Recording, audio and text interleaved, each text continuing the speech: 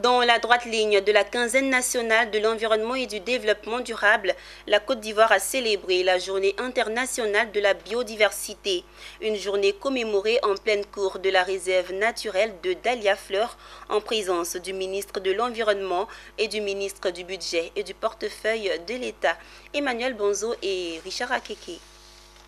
Côte à côte, les ministres Jean-Luc Assi et Moussa Sanogo effectuent 300 mètres de marche en plein cœur de la réserve naturelle partielle de Dahlia Fleur. Les deux hommes s'imprègnent d'un écosystème primitif sous contrôle de l'État ivoirien depuis 2004. Cet espace de 148 hectares préserve la biodiversité à laquelle le monde consacre chaque année une journée de célébration internationale. Un moment important en Côte d'Ivoire pour rappeler à chacun l'action concrète à mener à l'image de Italo Barbetta, un opérateur économique italien qui a exploité le site de Dahlia Fleur en préservant son caractère naturel.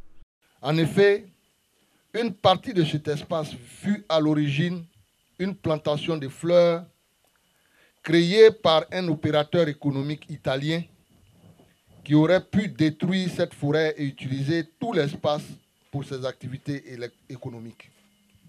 Cependant, il a su conserver cet écosystème pendant son exploitation jusqu'à sa restitution à l'État ivoirien. Nous sommes donc invités à adopter des solutions qui préservent nos ressources naturelles, à changer notre façon de voir et de valoriser la nature en mettant en exergue les bénéfices immenses qu'elle nous offre. Cette journée internationale de la biodiversité s'inscrit dans le chapelet d'activités de la quinzaine nationale de l'environnement et du développement durable.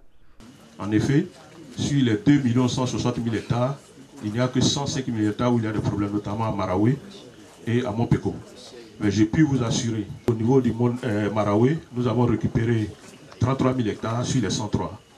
C'est pour dire que des actions doivent être menées. Sous le thème « Nous faisons partie de la solution », la célébration a permis au ministre du Budget et du portefeuille de l'État de ressentir les bienfaits que procure cette réserve naturelle d'intérêt public.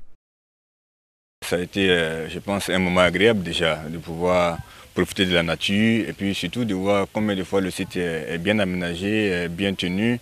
Je pense qu'on a beaucoup de chance d'avoir un site pareil dans Abidjan. Je voudrais vraiment inviter les Ivoiriens à venir visiter, à voir ce qui se fait pour eux et puis à permettre à eux-mêmes, les enfants, de profiter de leurs frais. C'est bon pour la santé et puis c'est également bon aussi pour notre économie, notamment à travers les différentes consommations qu'ils pourront faire avec les offres de services dont ils pourraient disposer ici.